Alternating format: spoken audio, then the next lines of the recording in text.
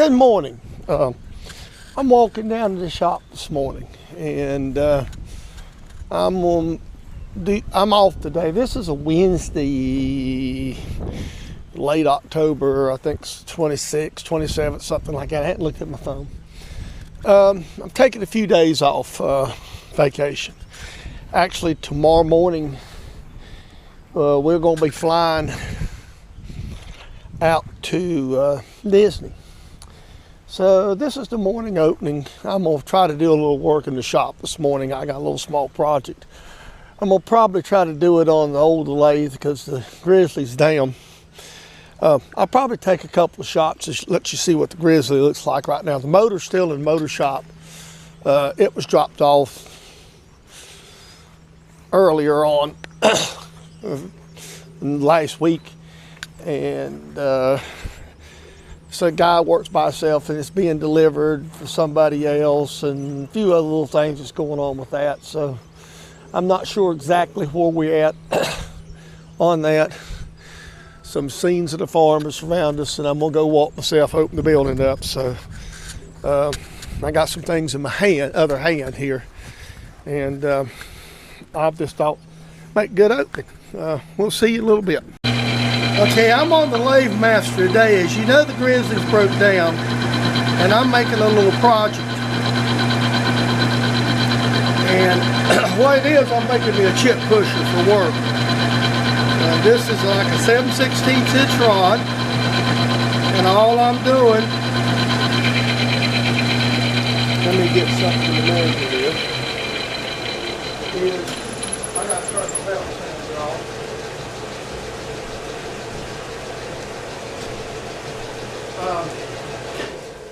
All I'm doing is I'm going to make a little handle here. This is basically rod. I'm just going to thread it, make a little. Oh, by the way, you see I've got my steric calipers. I know John Double Boosted said he got him a set. So I'm going to turn mine a little bit undersized so it will thread easier with the die, because I'm just going to knock this out right quick. And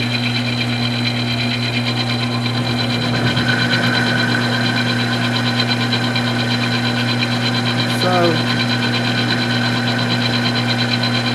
I'm not really caring about really good thread engagement here, and sometimes with these dies that I have, it just seems to help a little bit if it's just a little undersized.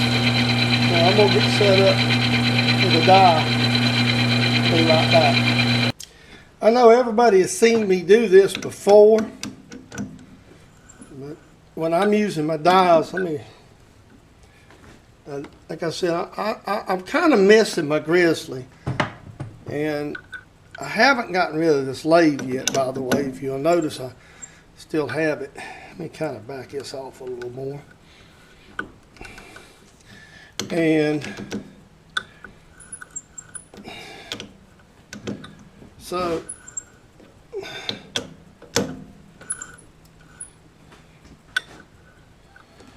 you know, I know probably some of you have seen my videos before about my die holder. You know, I've got an old set of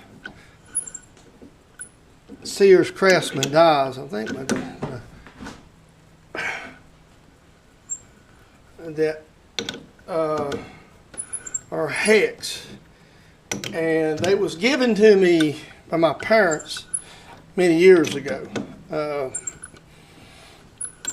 I've done a lot of, I've always been like a backyard mechanic between being machinist, so I got the die set many years ago, and so one of the things about this lathe I don't like is this chuck. This will not hold good, and you just really have to crank on it. And I mean, I could put it in back gear,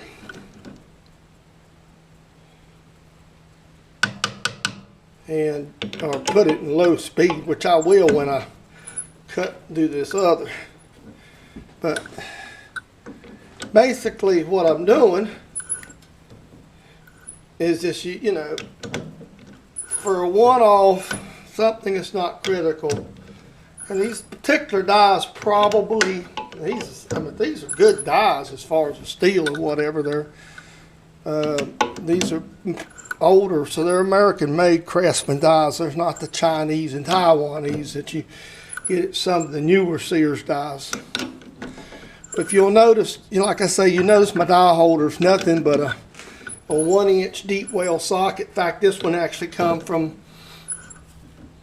AutoZone that I've drilled, and I just picked up an extension and put a piece of brass on it so I could slide on my tool blocks, and it works really good for what I do. So let's see here. That's as far as I want to go. Let me just slide you back a little bit. Well, and then we'll take that out. That is, by the way, that is a Jacob's chuck, by the way. It actually come from my work. Somebody throwed it away. We're going to throw it away. One of the guys seen it, grabbed it up, brought it to me, and said, "Could you use this?" I said, "Yeah," and it happened to have a 1-inch. It happened to have a Mars taper, 1 taper on it, and I use it on this lathe because I took my other chuck and adapted it to the Grizzly, and so right now, okay, so there we go. We got a nice threaded end here. So this isn't ideal, but again, I'm working my little lathe, and I can't.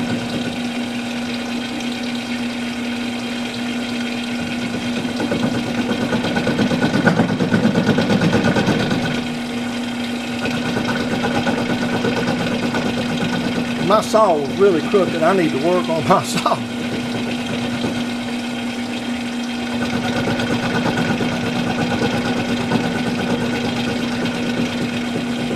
I gotta find. I think I brought a center down here. What I'm actually going to do here.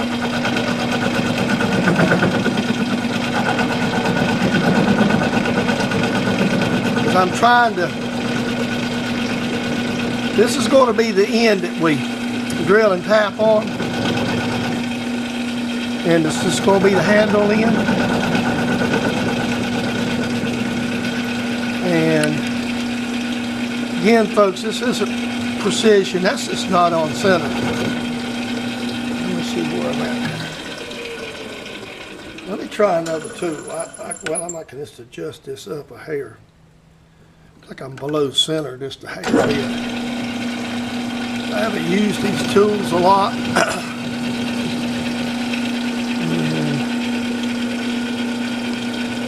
It's a hair bit more. Get a little nub off of him. There we go. You want to move it in a hair bit more. Go ahead and lock him.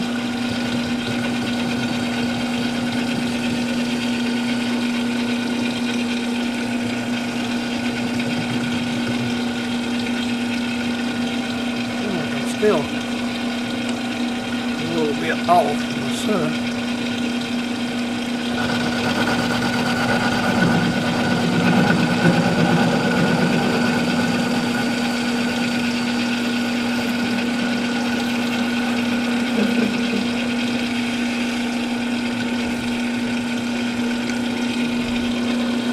I'm above center now.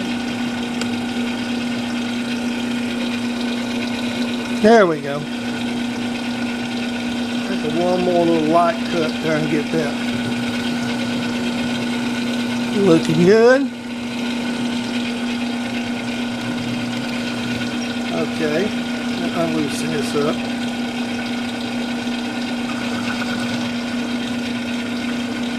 can't take but about 30 thousandths on this little lathe. In aluminum. So we're going to turn it down a little bit and knurl it. What I'm going to actually do is turn it down, drill center, drill and tap it first, and then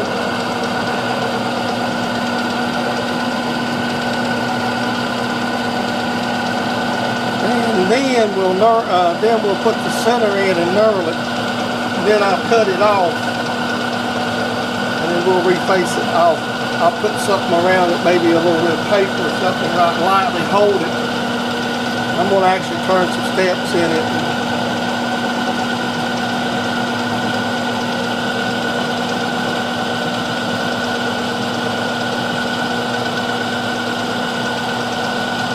So you're going to get the idea of me turning a lot. If you notice, you can see that I've got a little different tool in there. Maybe I can move the camera up real close so you can see. Maybe I'll get a different view. Hold on a minute. There. I went ahead and put a D&M in, and this is a 431 that I've got. So thought I'd play with it a little bit. I made this tool a while back. And I've still got a pretty good set of these. I did send Greg Halligan a bunch of my tool blocks. Just quite frankly, I thought I was going to kind of go away from this. It's actually working a little better. Let's stop and take a quick size check right quick. I want to go down to about 1.25 inches. That's what I'm shooting for, so I got about 100 thou to go. Like I say, with this little old lathemaster, you can't take much of cuts. It's only take in aluminum like this only about 20, 30 thousandths. And then with all this stick out that I've got, I could have went ahead and put it around and put it between centers, but it still wouldn't help that much. It's just not that rigid enough to really take a good cut. I haven't even used this tool since I made it. Since I've dovetailed it, so I wanted to play with it a little bit this morning.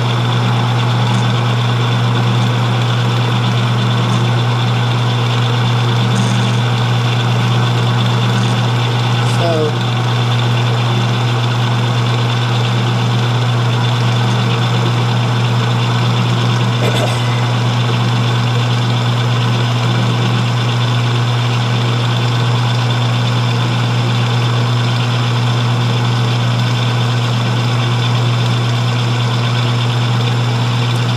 I'm not big on changing my angles. I mean, you know, I know you see these other guys move the angles around. I'm just not big on that. These tools that I use, especially these negative rakes and stuff, you know, they're mainly used in a CNC lathe. I mean, that's where they come from. Maybe you don't reposition them in a CNC lathe. I mean, I don't see the advantage to it. I know there's other people got other reasons, like maybe getting a different angle of attack or something like that. I've spread it out. Let me see how much I got. I'm not trying to hit this exact. If it was, I'd be marking it. I'm just not a fan of digital calipers. 320. I got a good ways to go. I can really take a couple more cuts. Try about 30 thou on the side, so let's see what goes on. It may chatter a little bit. It may not, but this is certainly the other does. Yeah, it's going to chatter just a little. A lot of this, the reason it is chattering even this cut, is I've got a lot of stick out. That's really not an ideal situation. And that's where a lot of this is coming from, the material sticking out, the chattering here. You know, as long as I get unreasonable,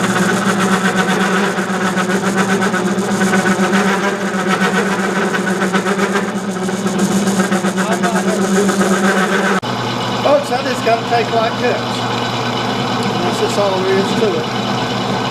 So that's what I'm doing. Taking a light cut, just trying to cut this out. So I may have went a little bit too much in with that. When I want to get it down, I'm going to take a finishing pass and now get it down to where I want it to make the knurls with. So. And I may be cutting it, maybe part of that. A lot of it says stick out. It's just not. Between the lathe and the stick out. And I know I'm pushing it my stick out. So.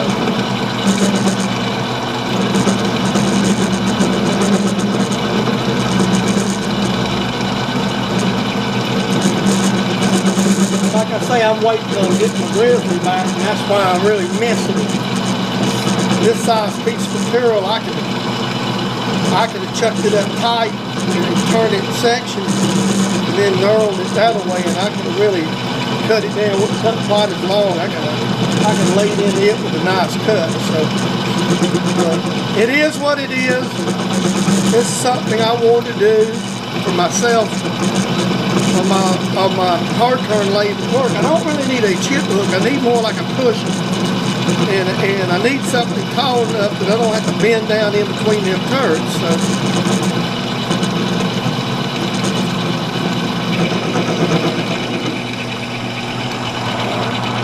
You see also how much flex that's giving us. I set my lock right down there. And let's see, now I'm gonna make one of these for the Grizzly. I really love my carriage stops. Okay, and then I'm just going to turn down. Just touch this. Set my 0. And I'm gonna go down basically about 50 thousandths.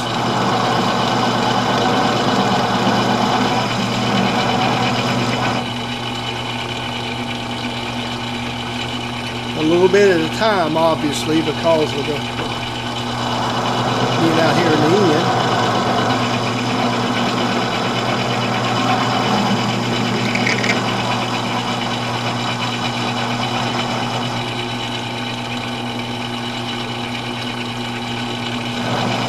Let's do this by hand, about 15 thousandths at a time, because it is this little lathe.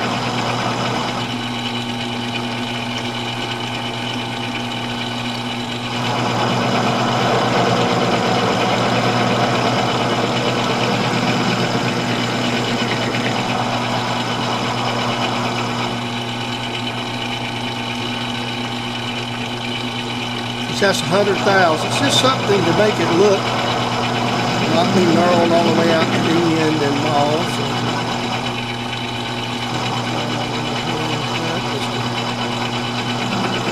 All right. That's the end of that story. Little file chamfer on this, and a little file chamfer up here. We'll go ahead and set up and grill and all. I'm going to go ahead and grill it and tap it. I'm going to go ahead and drill it and tap it while I'm at it. I'm going to go with a 3/8. That'll give you about 67. That gives me about a 67% thread engagement. And again, I'm going to Loctite this. This isn't a high strength deal. So I'm more concerned about getting the tap in and out of there than I am maximum strength. So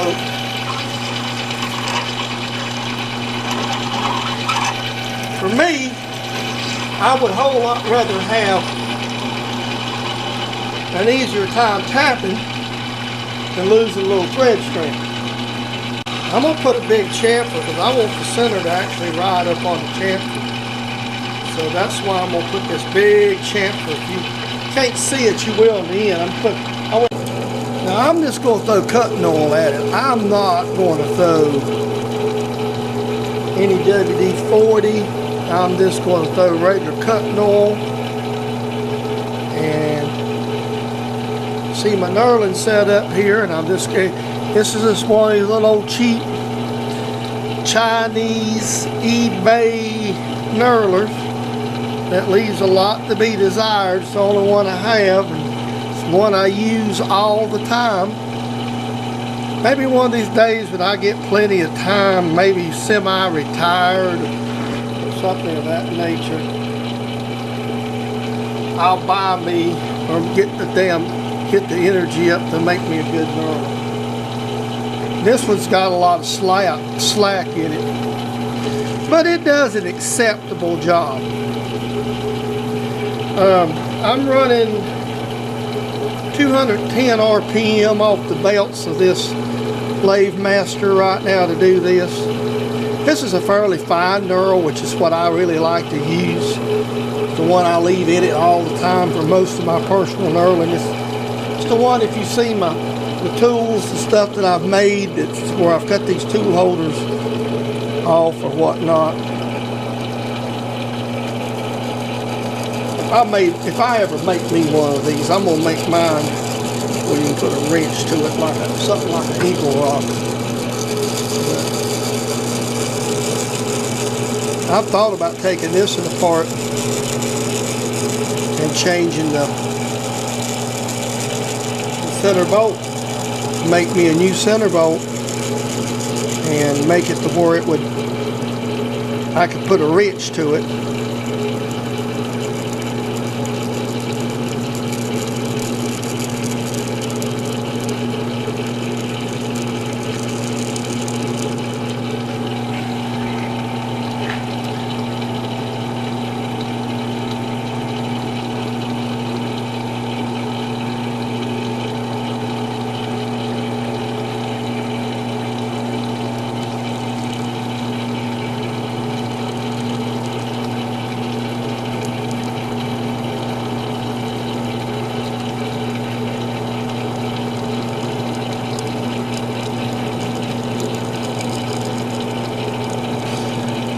Now you've seen me knurl before, and you'll figure I've learned my lesson about the brush.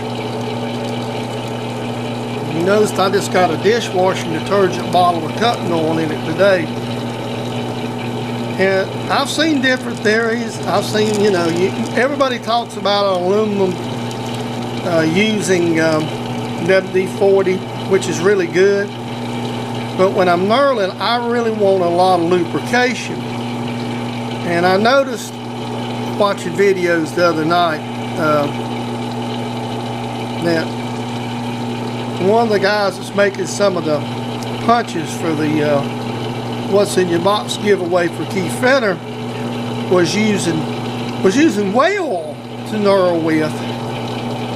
Can't remember the guy's name right now. It's not one of the normal usually people I watch. It just happened to come up on my recommendations. I'm going to run this across here a couple more times with the same pressure, just to see if I can sharpen everything up. It looks like it's going to be what I want. Just a couple more times, just to kind of let everything even out, or it feels like it moves good. That way the knurling tool has got in there and raised everything up. I know you've got all these charts and stuff, but mainly, I'm going to be honest, what I'm always concerned with when I knurl is just to get a good, solid knurl finish on it. If it's not perfect, it's not really one of these things that, this is just going to be a chip hook. It's not going to be a fancy punch. It's not going to be, it's just basically going to be something to push thin chips out of the damn gum way. Folks, not rocket science.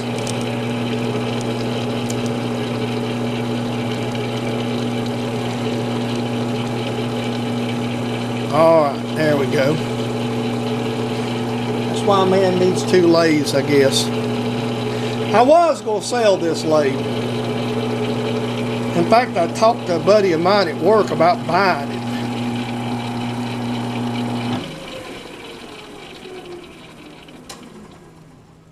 Yeah, let's see if we can Ain't none here. Let me go find it. I'll be right back. Okay, people. The GoPro has officially died. But this is the finished product. Here it is. This is a Nord aluminum handle on a 5/16 rod, 3/10/18 at the end. The whole purpose of this tool is going to be to reach down in it. The chips are very loose, they're very limber, so they're not very heavy. And realistically, the chips off that operation can be handled with your hands. But at work, we have a big D. Do not touch chips. So what this is going to lay is in behind my control panel on my Kuma, and I can reach down in a little tight spot like this and just catch something and rake it. Nice, good feel. You have to wear gloves, so nice, good feel aluminum handle. So there we go. Now, there we go. There we go. Darn. Doing selfie, talking out my ass, and you didn't even hear me. Hey, everybody. This is closing. I'm going to do this while I'm walking. The tool's made. I've switched over to selfie mode. Guys, apologize for the lack of content recently. I just really haven't had any time. And I want to do this little job because I really need it on my day job when I go back. I got a Kuma lathe, and it's a little bit different to get the fine chips out that we deal with. So that's what I'm doing. I did it for, and I hope you guys enjoyed my little bit of machining. I apologize. My Grizzly still broke, and you've heard me say it. And I apologize that I'm working on that. You've heard some about that in this video. Okay, guys. We'll see you later. Have a great one.